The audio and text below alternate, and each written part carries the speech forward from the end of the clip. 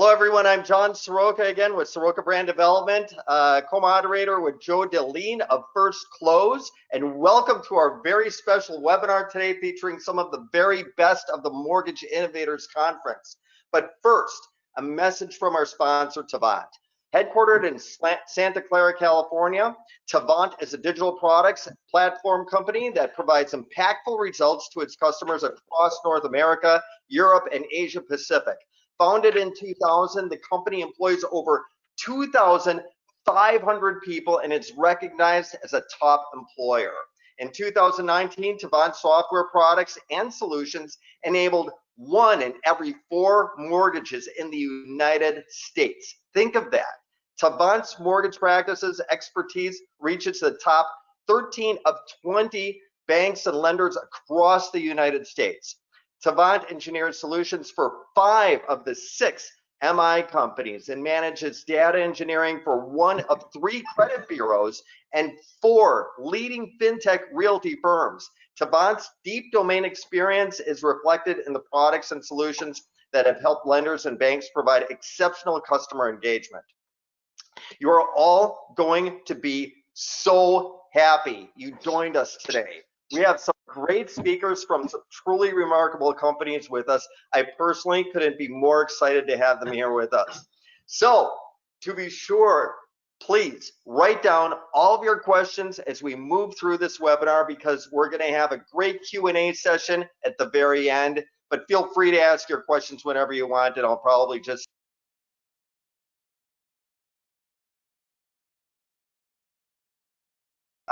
special shout out to Dustin Hobbs, who has worked so hard to put this thing together with us today. Way to go, Dustin. Way to go, buddy. Woo! Way to go, Dustin. All right, so the innovation that has taken place in the industry over the past few years has been truly groundbreaking. They're transforming our industry and how we do business, creating great efficiencies that have resulted in a much better borrower experience and also great savings in time and money. So I would like to introduce you to our great panel of speakers today, each of whom will be interviewed by both Joe and I. First, we have Josh Friend, CEO of Insellerate. And we have Paul Gigliotti, COO of Pinnacle Home Loans. And Sue Woodard, Chief Customer Officer at Total Expert. And Brian Zitin, CEO of Reggora. And finally, the co-founder of Sales Boomerang and host of Bourbon and BS is Alex Kutsishin.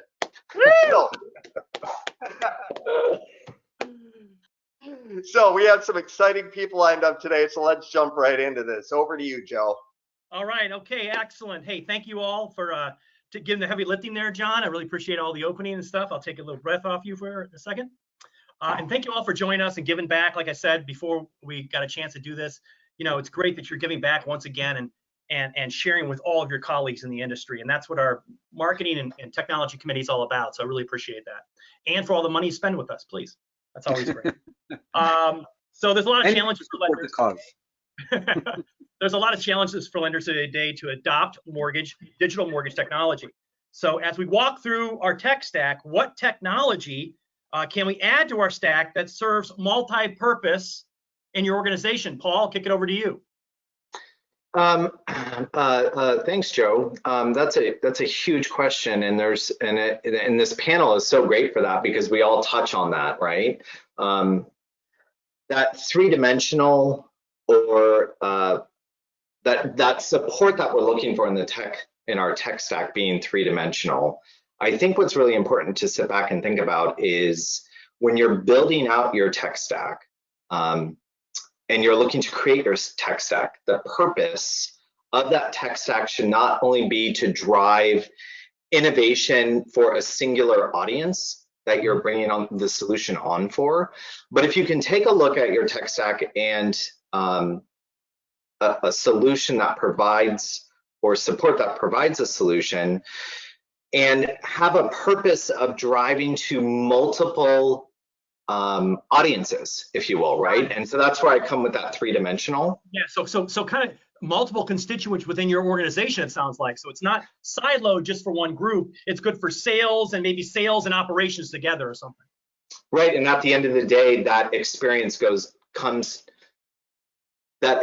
reaches the consumer, because at the end of the day, what we're looking to do is level up the consumer's experience, right? But if you look at a three-dimensional support or a three-dimensional tech stack, as it was coined, you have tech solutions that support marketing, you have tech solutions that support customer service or sales, right? And you have tech support that levels up accounting and finance. But if you have the ability to look at all of those together congruently, and you have the ability to see each of those departments as a consumer almost, right? And notice how it flows through each department, again, in that cascade effect. And maybe in that cascade effect, we look at the pools being the tech solution and the elements from that cascade moving through, and at the end of it, how it affects the consumer. What I'm finding as I go through on the origination side in a retail environment, that is so important for the consumer experience, because you're elevating and lifting each department as you move through. Yeah, and it's also when you create all those different silos, and I'm sure Sue probably sees this in all the companies that she speaks with and everything else, but as you create too many silo solutions in your technology stack, it has a tendency to get very crowded, and you almost need have a user ID and password savant person try to figure out all the stuff you got to get into nowadays. So sharing your non-silos is important. Sue, any other pieces you want to add into that about adopting digital mortgage? Totally. To piggyback on top of what Paul said, to me, it's all about the APIs. It's all about the connectivity, because everybody's going to have their secret sauce of things that make their perfect tech stack. And it's going to look a little bit different for everybody based upon how they're trying to run their business, how they're looking into the future, what channels they're operating in. All of that plays together. And so I just think everything now is all about how do you create an incredible connectivity, an incredible API, so that you can plug in all the pieces rather than trying to find a one size fits all. Josh, you and I have had a lot of conversations about this over the years. It's not about having one solution do everything. It's putting together the right mix. That's right. It's good. That's excellent. And Brian, what are the things that you're dealing with today that are kind of up to the point where Paul was making about multi-dimensional purpose? Tell us how that relates to your technology. Yeah, I think it's interesting because appraisal, first of all, is like one of the least sexy components of that whole, when people are talking about borrower experience, all that sort of stuff, right? Appraisal usually is the Debbie Downer of all of that usually. And one of the things that we've seen a lot of interest is, to Sue's point, is well, how can we at least turn that weakness into a strength in terms of interconnectedness, right? So can you have the borrower, when they're paying for the appraisal, have that be maintained in a uniform experience through the point of sale or something like that. So kind of, while the appraisal is traditionally thought of as an operational burden, or how fast can we turn these around? How many people does it take to do that? There's also borrower and even salespeople components too, right? Because loan officers want to know the status of what's going on instead of it just being a black box, so they can better manage that borrower experience and whatnot, right? So I think, it's kind of table stakes at this point. You have to be providing value to everyone across the chain, otherwise it's too siloed. And when there's 7 million other projects that can be done going on, you kind of need to rally that sponsorship from everything. Yeah, your technology touches a lot: the consumer, the loan officer, the operations folks, and everything else. Again, a multi-pronged, multi-dimensional purpose strategy, as Paul calls it. Alex, anything to jump on there, or should I go on to the next question? No, let's keep going. I think the team's done a great job here. Joe. Okay, Josh, what do you think some of the biggest misconceptions lenders have about digital mortgages today, Josh? So first I want to say something briefly about what Paul and Sue and Brian just talked about, which is having the more of a three-dimensional or more integrated technology solution. How can you serve kind of multiple needs? I think something that we saw this year, which was interesting for us, is we now have operational people using our CRM. Wow. And the reason why we found that is because of the connectivity to the phone system. So one of the areas you're really thinking about is customer experience, and this actually goes to the digital mortgage thing and what lenders need to adjust to. Sure. Is you now have consumers interacting with you in multiple channels, right? They may call you, they may come in and see you, which is obviously a lot less now. You're not probably seeing them in an open house like you used to, or at the soccer game. You know, if you're in the retail space, you're not meeting them that way. They're online, they're filling a point of sale solution, they're calling you. You have to have an ability to manage that.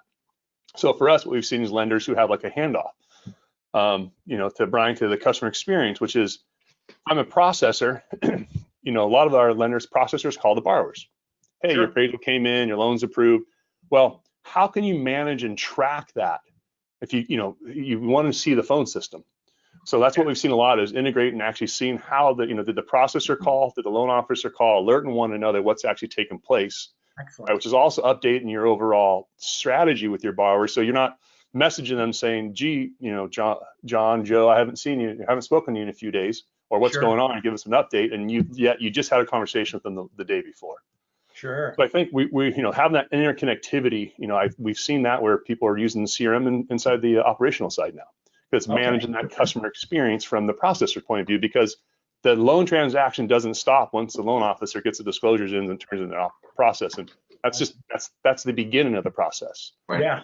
Right. And another weird thing, why don't we call it closing at the end? That seems so crazy to me. It's not closing. The loan's just beginning, for God's sake. That's right. Yeah, it's not in closing. Yeah, it's just beginning. That's right. Okay, but question to you, Josh. Question to you, right? You know, I think, you know, with technology or strategy, that should lenders be looking at right now to capitalize on the increased purchase volume that you're going to see in the next 3 years? Can you chime in on that? Yeah. Obviously, as the NBA came out and you had their announcement, which next year's volume is going to be roughly the same as this year. However, they see refinances dropping drastically and they see purchase volume picking up drastically.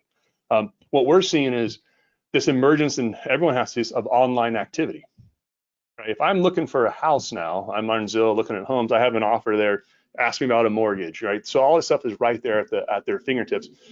So employing strategies that allow you to stay connected with those consumers, whether they're virtually or not virtually, right? So like things like lead management, being able to, if someone applies online, being able to appropriately take that, manage it, connect with the consumer, manage that contact strategy, because you're no longer seeing them face to face. And we all know that, you know, the online world, people are just going online more now than ever, right? COVID sped this up by about 2 or 3 years. You look at most industries, it's just has really sped up how much people are now online. That transaction, that's not going to slow down. We're not going to go and revert back and say, gee, no, really what I want to do is call and leave a message for someone and wait on hold. No, they're going to want to go online and interact with you. So you have to be able to do that. And those lenders that do that well, you know, we have lenders that are on our platform that do purchases in a call center unbelievably well. Sure. Because they're very connected with that consumer. So it's how do you stay connected with the consumer so you can handle online or offline? That's good. Yep. That's good. Sue, how about you? You want to chime in on that one too as well? Yeah, you know, I mean, I think one of the things you started with of some of the misconceptions around digital mortgage, and I would say that it's like when you have a digital mortgage application that suddenly being under the conception that now you're a digital lender, right? And so I would say that kind of going to, you know, again, with what's being shared here is it's really taking a look at what is the experience for the customer. I mean, sometimes people are plopping things in and not really paying attention to. In fact, I read something recently where 86% of financial brands have never really shopped their own digital experience to see what is this like. So as we're putting in these great technologies, you know, many of which are represented here, what's the experience that you're creating for your customer, especially given what Josh was just sharing, where, yep, it's still a combination of technology and human, but it's become a little more tech forward, a little bit faster. But how do you make sure that you don't just pop something in and say, phew, we're digital? And I would go one step further and say for your internal customer as well. You know, when you think about your employees, let's be honest, man, they've been through like every originator I know. And again, we can say it's high class problems, right? They've been basically standing in a money machine, you know, for a year, but eventually you get tired of standing in a money machine, right? You know, and so we've got people who are tired. And so really, and Paul, I know that you and I have talked about this a lot, you know, really paying attention to your people and taking care of them and your culture. I mean, Alex, I don't know anybody better than you, like driving culture, right? Like as you sit bourbon. But thinking about, when you're, again, kind of putting digital technology and bringing technology into place and saying, hey, this is going to make us better, more efficient, more productive. Think about not just what is this doing for your customer, which is so incredibly important. It's everything. But how are your employees going to absorb this? How are they going to embrace it? How are they going to be able to actually make the shifts that you need them to when they're still standing very tiredly in a money machine? Sure. Yeah. Very cool. Let me piggyback. Joe, do you mind if I piggyback on that for a second? Yeah, First I of was just all, going to you. I was just going to ask you to go to you. So actually, great. you were? All right. I saw the cue. He texted me. Everyone, he texted me right before I started. You're next, Alex. You're next. So first of all, I do want to just thank you guys for putting this on. And I'm just grateful to be able to share this digital stage with everyone here. So I appreciate that. Sue, to your point, and this is a point that we like to make often. You can only expect your customers to love the experience as much as you love what you're doing, right? So to Sue's point, if your team is tired, if your team is hating what they're getting into on a day-to-day basis, and they're not getting the support from the technology and efficiencies besides the culture that you're building in your organization, but if your team is just not loving their own experience, that is exactly what they're going to pass along to your customers. That's bottom line. It's not something they can even control. We've all met the person that you're like, hey, how's it going? They're like, good, really good. Everything is great. And you're like, what? Hold on a second. Really? I feel like I should call a doctor for you. And so it's important, again, just Sue, what you're saying, the brilliance and the underlying brilliance of what you were talking about is like this technology, yes, it's great for the consumer. It has to also be great for your team. Otherwise, the consumer is not going to get to feel that benefit because they're going to be talking to an angry person.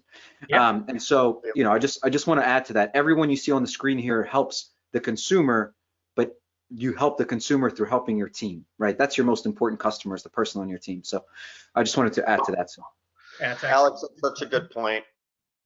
John, let's go with your question, sir. Sure. So, hey, Alex, I'm going to shoot this question over to you first. What do you think is going to be the next big thing or breakthrough in mortgage technology? How much time do we have? Mortgage marketing technology. So look, I've been sort of preaching this and thinking about this for a couple years in general, and through the breakthrough in mortgage technology kind of actually is what's connected to what Sue and I were just talking about, experience. And so to think about the experience, the next big breakthrough in mortgage tech is to really break the entire concept of mortgage altogether, okay? How does mortgage work right now? And I know everyone that's listening is like, Alex, don't tell us how it works. We know how it works. We're in the industry. Let me give you a different perspective, okay? A consumer goes and talks to a mortgage professional or a realtor that then connects you to a mortgage professional, and you say, hey, I want a mortgage. And they say, well, today's rates are this, this, and this. Do you make money? What's your DTI? What's DTI mean? Well, DTI, right? Like they don't know. So you go through this process, you educate them, and then they do a mortgage with you. And Joe, you said something so wonderful. You said, why is it called a closing? A closing feels like the end. But we know that 99.9% of every mortgage will be refinanced or turned into a purchase, right? Because there's 11 mortgage-related transactions in a person's lifetime. So the next big breakthrough in technology in the mortgage space is to break the entire concept of mortgage, is to stop thinking what the last century of mortgage has been and say, okay, we're in a new place. We have these amazing, look at the people on screen. We have amazing technologies out there, people thinking about the future. And so here's where I think the biggest breakthrough will be, and where we're really hoping to push this forward, is to stop guessing and to be really purposeful on the mortgage for the borrower moving forward. Meaning, whatever your mortgage is today, you already know when the next best mortgage is for you. It's already scheduled for you. It's already happening. Just like everything else in our world. Everything else in our world we can schedule. The only thing we can't schedule is mortgages. Well, we think that's not true. We think you can break that mold and you can use amazing technologies you see from people here on screen to help all of that happen. So that when I finish my mortgage, there's no end, Joe. There's no closing. There's no closing. This is just part of a journey, part of a process that you're going to move through life. And me, the lender, will be there for you throughout the entire process because we know how to get you to the next mortgage that's best for you, not best for the world. I don't care what's advertised to everyone. That's not you. That's not you, Sue. That's not you, Josh. That's not you, Paul. That's for everyone. But for you, we already have a plan. Why? Because you've come here, we understand what your needs are, and now we can schedule the next best loan for you now. And when you get there, now people are like, hey, what do you mean my schedule? You can put it on a calendar, like the birthday, which by the way, for everyone listening, you guys didn't hear this. A bunch of people just celebrated their birthday. Paul just celebrated his birthday. Brian just celebrated his birthday. I just celebrated my birthday. But those are dates in a calendar that everyone can see and go, that's your birthday. I'll be ready to call you then. When we talk about scheduling, we're not talking about a date. We're talking about events. When things come into line, this rate, this equity, this credit, this detail, when all of these things are in line, you, Mr. and Mrs. Borrower, will get the best possible loan for you. But you don't have to wait. You don't have to guess. We're scheduling that now. And that's what we think is the biggest, you said breakthrough, the biggest breakthrough is by breaking the current mortgage experience completely and starting on a brand new path of scheduling. Wow, you did schedule the next pandemic for us too as well? That is nowhere on the calendar. We're never scheduling that. Although the mortgage industry may not mind. Alex, that is super insightful. Paul, what are your thoughts on that? Do you want to piggyback on that? Yeah, I will, because I'm much in alignment with that, and I like that concept of breaking. There's some tweaking that we need to do, and what it feels like to me is we've got all of these, as Alex was saying, we've got this amazing plethora of solutions, technology solutions out there, and it kind of goes back to that three-dimensional talk we were having before. We need to break the mortgage cycle or flow, if you will, and bring all of the solutions that we have together in order to provide, I feel where it's really going to start to make a huge impact is on the flow of the file, how the file moves through, to get granular in setup, how the file moves through and is run to agency, and how underwriting looks at the file and how closing occurs, right? So I think the next biggest breakthrough is on a more concentrated level on the operations side, and bringing it to the ability where, as Alex was saying, you know what you can afford, you know what you can get up front, you know what documentation is needed. This is information that's provided to you, and an originator is acting in a capacity of providing a level of service to support you and help you get to your goal, but the unknown is gone, the veil is lifted, and the movement of your file is done in a much more seamless transaction, in a much more seamless way. And to what Sue was talking about, I mean, step back and take a look at, let's look at how we would all feel if everybody understood what was occurring, if everybody understood the timeline and the needs, and when we are going to get to, if we're not calling it closing, call it the beginning of your mortgage life. How are we going to get to the goal? So I think that the breakthrough is going to come when these technology solutions come together and we understand and we can provide that need to the consumer up front. Yeah, good. Anybody else want to chime in next? Please, go ahead. I think going into 2021, there's two things that I see as the big breakthroughs or the next big thing in the mortgage industry. One, I think everyone's kind of touched on it right now, which is that consumer experience, right? Managing that consumer experience, getting really good at managing that consumer experience, because that's ultimately why people come back to you, right? If you, like to Alex's point, if you want to get, half of those 11 transactions, you better wow that customer. And right now, we know lenders don't do that very well right now. Lenders on average get 19% of return on their customers. So you have to have a really good seamless experience. I think there's two drivers that are going to do that for us. One is just having technology that manages that customer experience, whether it's your communication strategies, handoffs from people, workflow. The other thing we see is, and I'm surprised I haven't heard more about this in the marketplace, is going to be how AI is going to change the underwriting and processing world. Yeah, that's going to be a major breakthrough. We've been working on a project for over almost 2 years. There's the amount of work that a lender does right now, right? You have a loan officer may look at a W-2 and figure out the income is qualifying for a pre-approval. Then the loan comes in, then it goes to like a pre-processor who looks at the W-2, then a processor looks at that, and then underwriter, maybe QC, maybe a post closer, maybe like 6, 7 people were looking at the exact same thing, using the exact same data sets to do that. And we can see in our industry from 2009, the MBA said the average cost to produce loan was $3,700. The end of the fourth quarter 2017, it was $8,900. Yep. And those are lifts in operational costs. When I first got in the industry, we could process, underwrite, ship, fund, QC loan for like $750. No problem. Wow. That was like industry average. Now it's like $3,000. So we've actually gone backwards in the mortgage industry when it comes to like human capital working on things. And it's gotten to become more people actually looking at things now than ever before. So I see that changing. That's going to change, speed up the transaction. And then obviously with all this great customer experience management, it's going to keep that customer in the loop. They're going to be wowed with that service level, and they're going to repeat business with you. And if you do the right things, you'll get, 11 other transactions. Sure. Sue? That's a great conversation. Sue, or Brian, Yeah, Sue, go ahead. jumping in. I was just going to ask you. Yeah, well, I wanted to actually hear, because based on what Josh was just saying, because I do have a comment on it, but I'm interested to hear from Brian about like, how does, when you start thinking about automating all these things, what does that mean for your business? Mm-hmm. Yeah, well, no, I appreciate it. I mean, because touching on the whole AI part, and I want to try to tie together two of the themes that you guys have all been talking about, right? Which is like, one, redefining and like not thinking in terms of like mortgage just with tech, but like mortgage 2.0 and differently.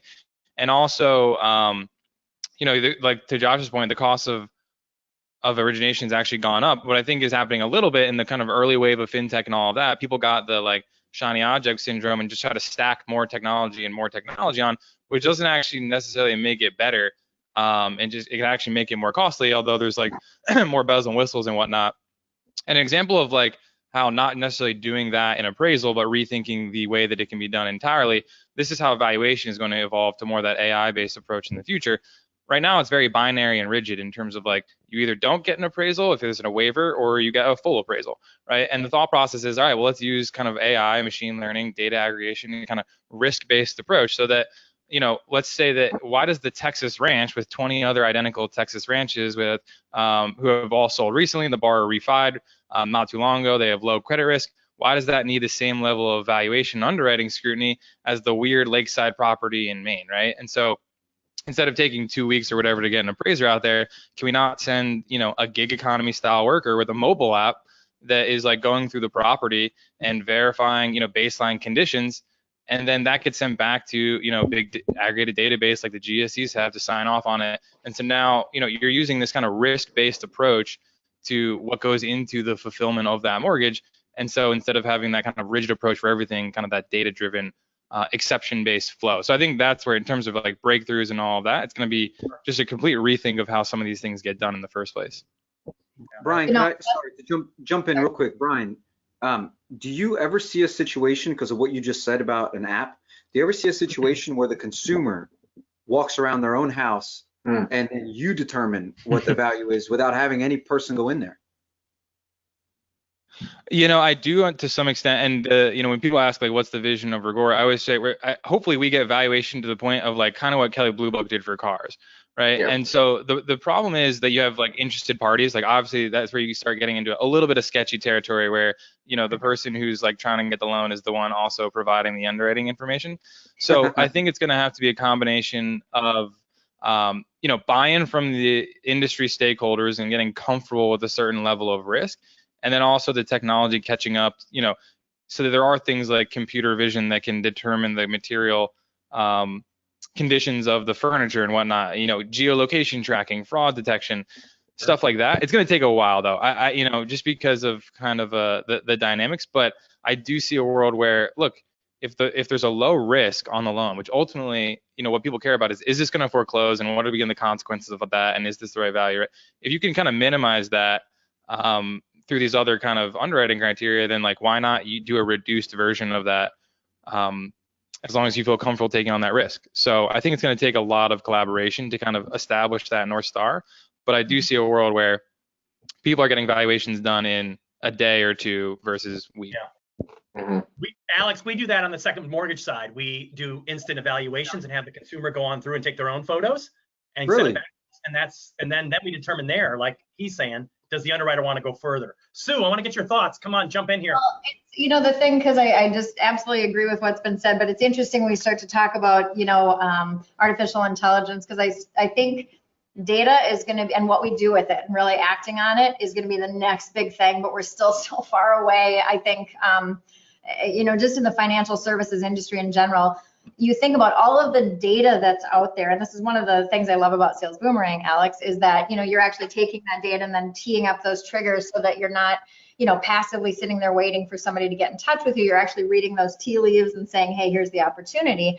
But I still think that in general in financial services, I go to sometimes banking conferences where they're talking about like AI and all these things are going to do, but the banks don't they don't even know when it's your birthday, right? They don't know, all they know is checking accounts too, and they know, it's none of it's being tied together. And so I think as we go away from saying, here we're going to push these products on you, but where we actually think of the body of data that we collect in the mortgage industry, like literally the most personal questions you can ask someone, like the things that your dad said, don't ever ask people how much they make and all that. We're asking all this stuff within the first 60 seconds of meeting someone, right? We're asking all this information, but are we actually ever using that and letting that curate and look at it in a bigger body of data to be able to say, hey, people with these characteristics are getting ready to buy a house in 6.3 months. And turns out that this thing is happening in their life, this thing is happening. I still think we've got a long ways to go about just really understanding where life experiences are happening.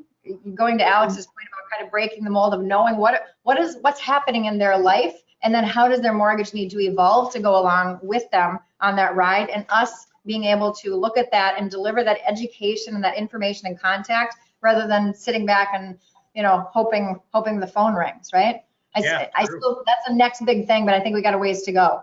Yeah, you're so true, Sue. I mean, one of the biggest things, I'll just chime in real quick, is that your banks and credit unions today, you go to apply for a new loan and you got to start from scratch, man. Yes, but you don't even know me. It's like, you don't even know my address. You don't know I had an account with you. Give me a break.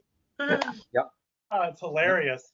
So. Well, it's about, Paul's been saying this the whole time. It's about this three-dimensional experience. Sure. And I'm applying for a loan with my bank and they're asking me for my address. At that point, I just walk away. I will walk away. You ask me my address and I've been your customer for 11 years. Peace out. I'm done. Yeah. Tweet that out, somebody. John. You know what I mean? Ask you your balance next, Alex. Yeah, right.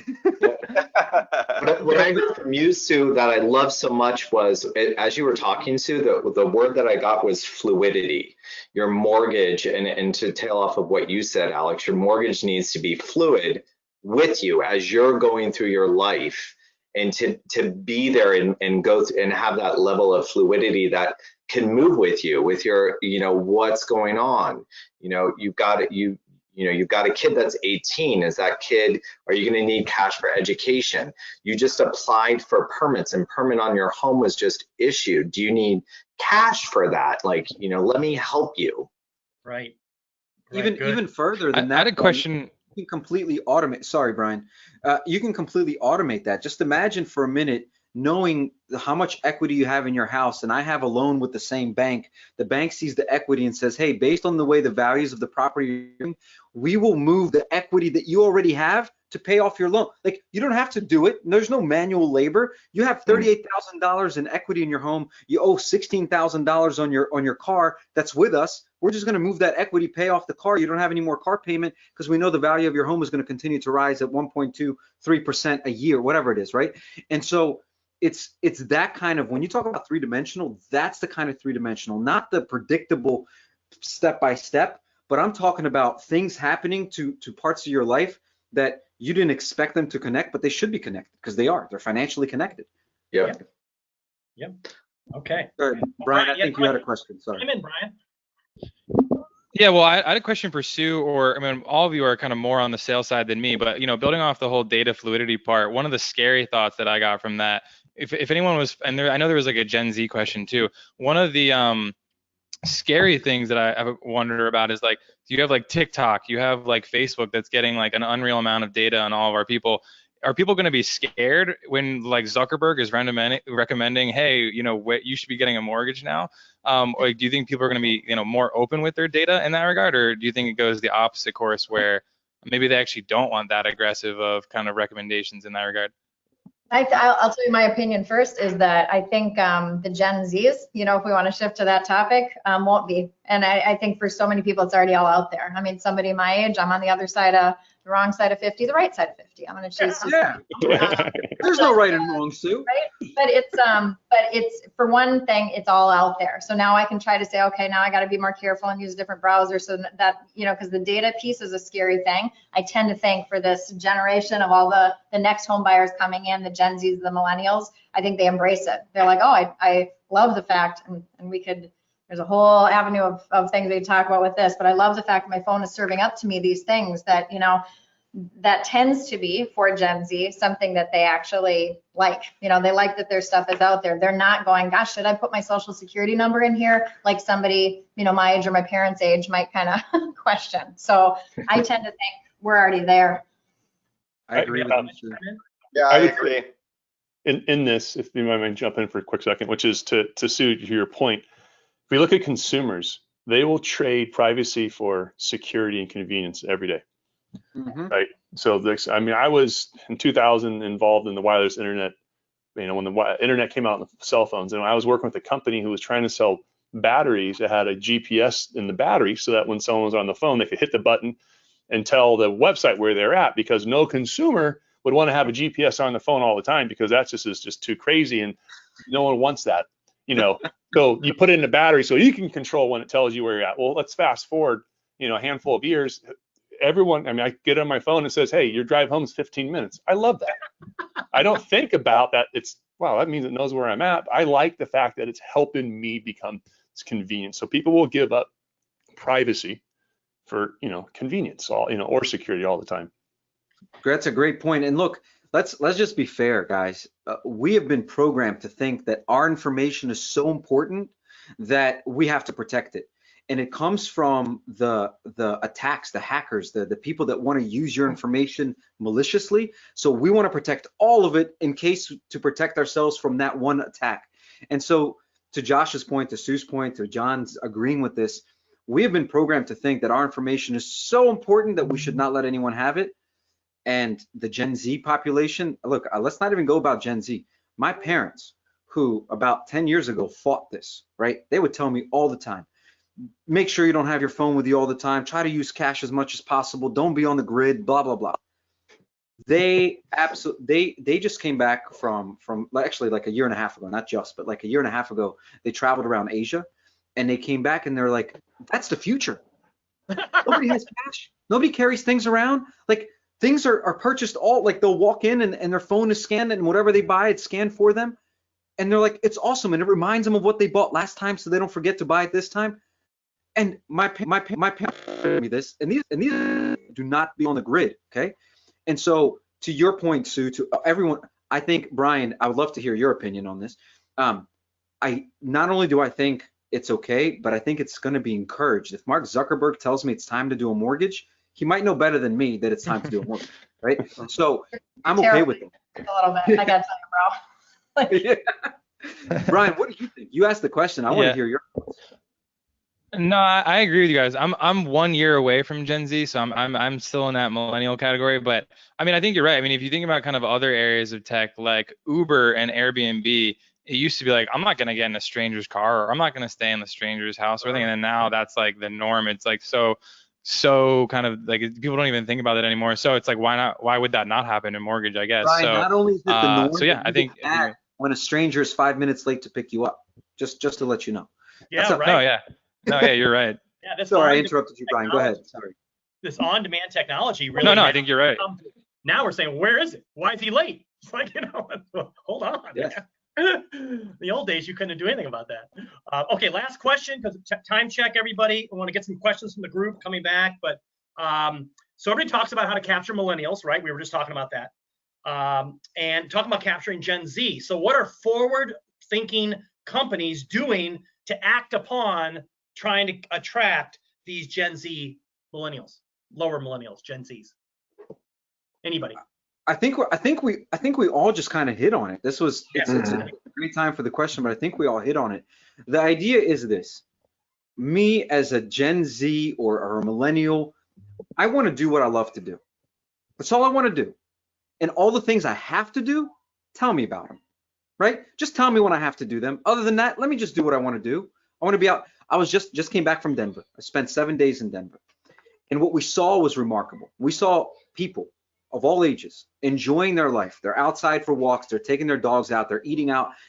They're living their life at their own pace in the middle of the day. We were on vacation. Well, I don't know why I did this. We were, because there was a little business involved, but we were on vacation. We're seeing people throughout the day. It's not, it was a real thing actually. So let me take that.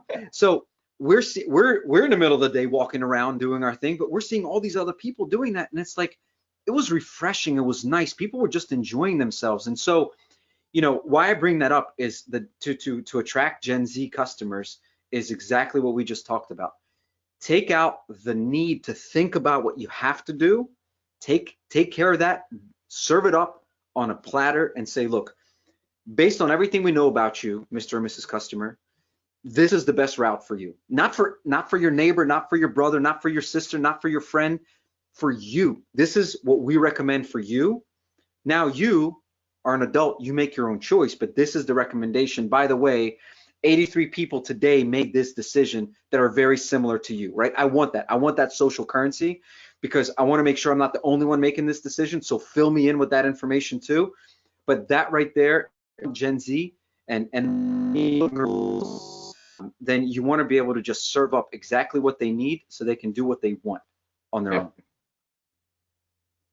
Okay. I think I'd add to that, you know, cause is very important. You know, my daughter's 23, so I think she's right at the cusp of either being like a, you know, young millennial or an old Z or something. But I think the cause that you're about, and even, you know, going so far as there's a new acronym of CSR, which is corporate social responsibility, right? And how much are you, you know, what are you about? Like, I remember when she was graduating from college and looking for a job, she was like looking through all these websites and looking at the people for the jobs that were out there. I was like, you know, what are you doing? And she said, well, I'm looking to see what do they believe in, you know, what are their causes, what do they support? Does it look like, you know, do they give their employees time off for volunteering? And I'm kind of like, dude, like, just get a job, like, please, you know, but it was, but it's really important. And I think we actually are very fortunately in a business where home ownership is quite a beautiful cause, but getting really a lot wrapped around that and then taking it where whatever corporate social responsibility means in your business, allowing time for volunteering, what have you. Those are important things to Gen Z. Yeah, absolutely. I got girls the same as you, Sue. They are very much about that themselves. They're 20 now and going through college, but they are rapidly flying through it, it seems like. And the same thing, they have a cause. That's very true. Great, good stuff. Anybody else want to chime in on the Gen Z, in your thoughts related to that, how to attack them, forward-thinking companies, what they should be doing? Paul, go ahead. You know, I was just going to say, I think to Sue and Alex's point, we touched on it a lot, and you know, it's no different than any other generation that we've gone through. And so it's an industry that's been around forever, right? So it's any other industry, the automotive industry. I think what's important is to not be scared. I think what's important is to understand, to talk, to vet through and ensure that we understand who our consumer is or who our consumer is going to be and prep for it. But, you know, to not be scared of it. It's nothing, it's not any more different than the generation before us or before you, what they went through when they were prepping for your consumerism. And I think having a strong understanding of their expectation and you know, moving your company through to allow that expectation will get you there. Yep. Cool. We got a question. Go ahead, John. You know what? I was thinking, let's switch gears here a little bit. I had a question here for you, Sue. What was the biggest highlight of your 2020, despite all of the disruption to our personal and professional lives? You know, I would say on a professional level, Total Expert made the Inc. 500 again, and the, you know, number 3 in the fastest growing companies in Minneapolis, St. Paul. So proud of that. But honestly, the highlight is probably that even in the midst of all this, my little old Z or young millennial or whichever the other way daughter got both engaged and bought her very first home. So wow. Awesome. Yeah, it was cool. How about the rest of y'all? What about you guys? So I'll jump in real quick. So 2020, honestly, personally, and somebody brought this to my attention, man, and it just warms my heart. It really does. Somebody said to me, they're like, Alex, you know, this experience with COVID, your kids will never forget. And I was like, what do you mean? They're like, think about it. Before COVID, you were on the road at least once or twice a month. Yeah. And this experience made you and your wife stay home every single day for the last 8 months. They will never forget this experience. And I never thought about it that way. When they brought it up, I remember the moments when me and my brother would sleep in the same bed as my parents. And like, that stands out to me. Like, what a great experience. We would stay up and watch movies and sleep in the bed. And like, I remembered that extra time together. So this crazy 2020 for me personally has been this extra time with my wife and kids that you can't recreate. You cannot recreate. The moment things open up again, you will never recreate this experience ever again, unless this happens. Hopefully it never does.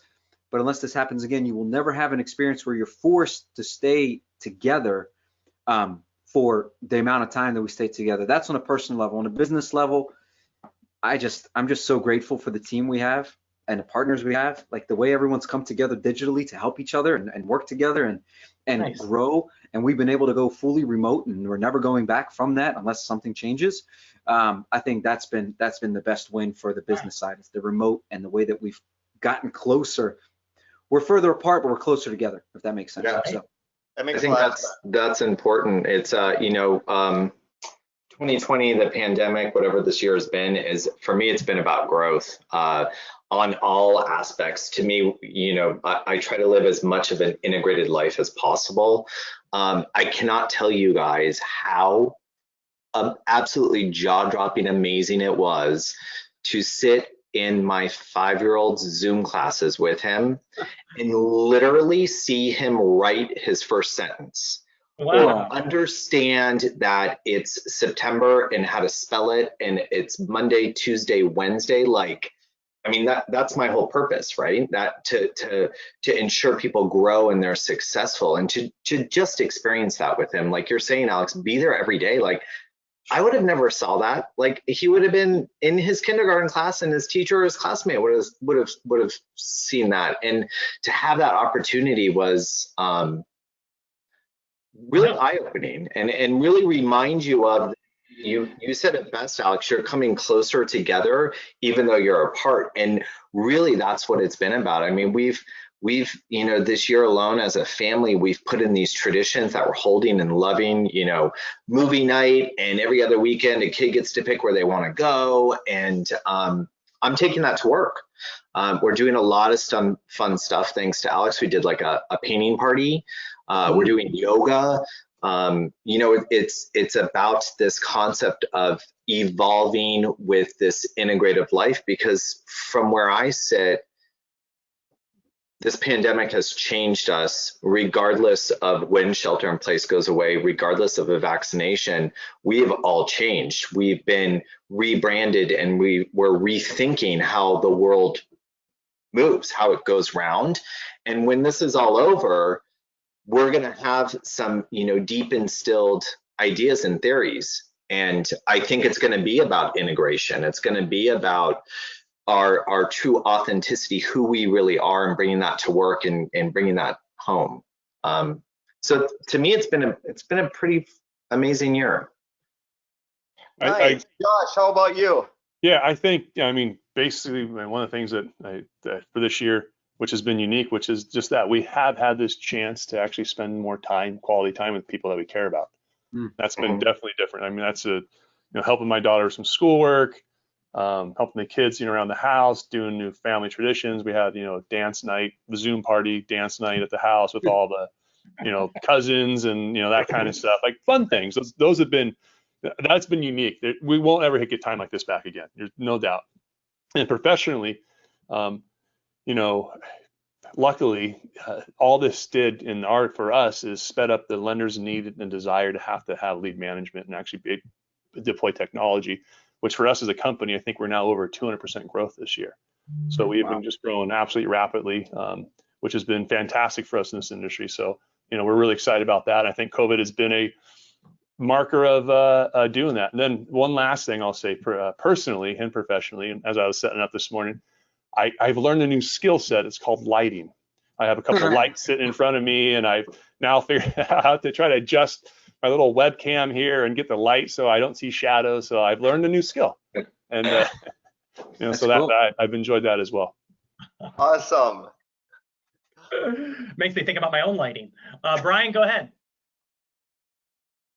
Yeah, no, professionally, it's been awesome. We, anytime that like digital transformations and brought kind of first thing to mind for everyone is, I think, rise everyone's, rising waters lifts all ships, that sort of thing. So we ended up raising millions of dollars in venture capital this year. We'll probably have an even bigger announcement later this year. So it's been great from that perspective. Personally, I don't have any kids. I didn't get into the, but equally as important, I was able to work outside and got a tan for the first time in my life. So maybe not. Yes, thank you guys. No, but yeah. So I didn't get the amazing family time thing, but I think the change in kind of remote has been nice for everyone to kind of realize that there is that alternative potentially of like constantly grounding and hitting the road and all that sort of thing. So that's been great as well. Yeah, it's interesting. It's interesting that you bring that up about the remote work again. I think since all of us have been in business or working at all, I think we've heard either our parents or somebody at some point say work-life balance. Anybody ever hear this before? Right? Yeah. Everyone. I think this remote, like this pandemic, has created a natural work-life balance that you couldn't figure out on your own. Like you couldn't, and it's forced it. And there is this balance. Brian got his first hand in his life, right? Like it happened because of a pandemic while he was working, by the way, right? It's not like you missed a day of work to go sit out on the beach. You did it while you were working, and so you were enjoying yourself and earning a living. Now that's what I'm talking. That's a future I just hope for the whole world. Like enjoy what you do and earn a living. Absolutely. Well, hey, another good question here. What's one piece of advice that you guys would have for mortgage industry innovators as you reflect on the lessons that you've learned this year? Maybe Brian, you can kick that off.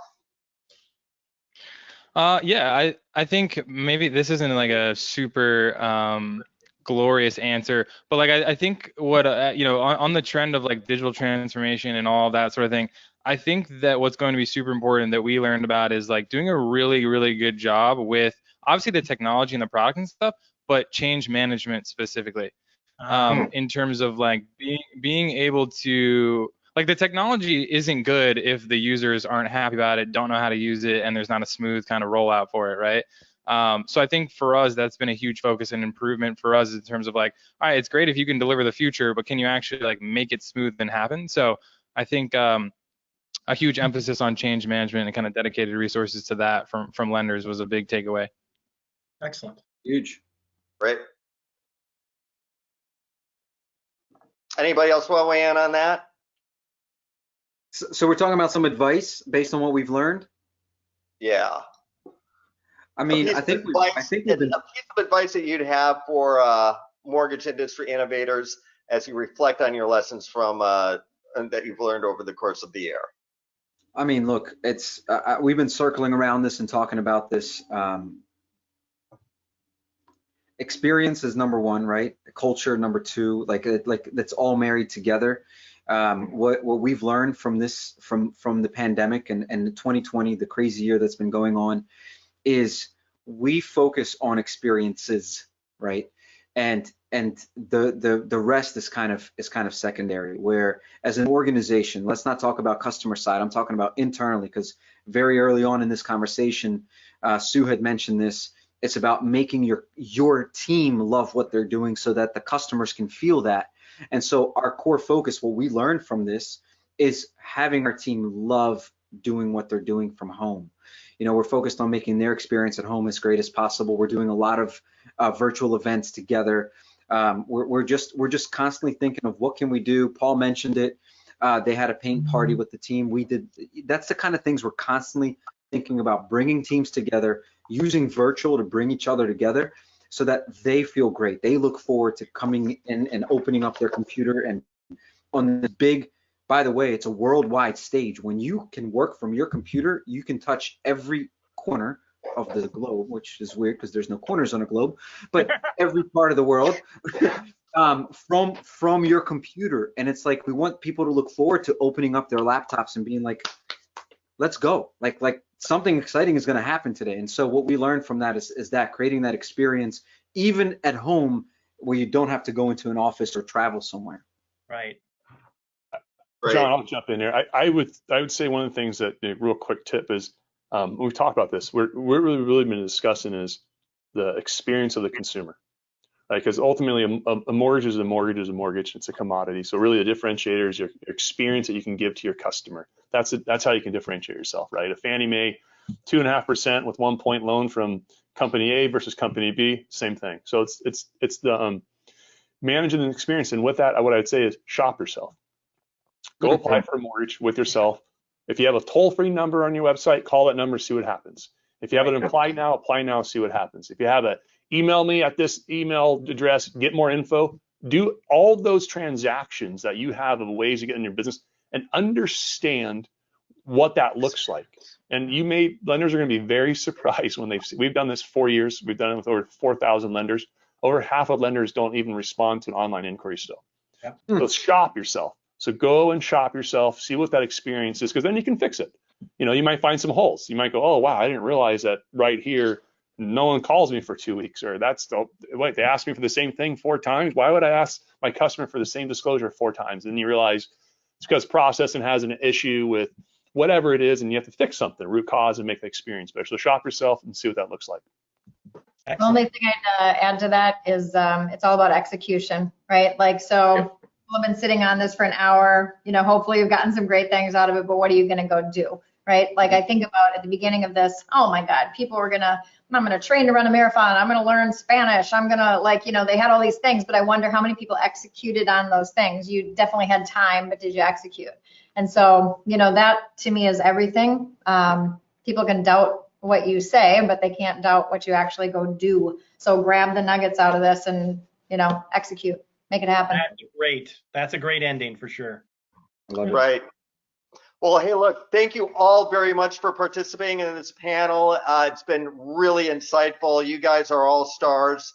Love seeing you all. Hopefully we'll all be able to see each other in person again sometime soon. And enjoy the rest of your day. And by the way, everybody that's here that listened to this, you'll be getting a survey probably within about the next hour or so. If you could please take your time to fill out that survey. Let us know how we did today. Let us know if there's any topics that you'd like to see covered next year. That would be fantastic. So thank you all again and enjoy the rest of your days. Awesome. Thanks. Bye, everyone. Thanks, everyone. Bye-bye. Bye.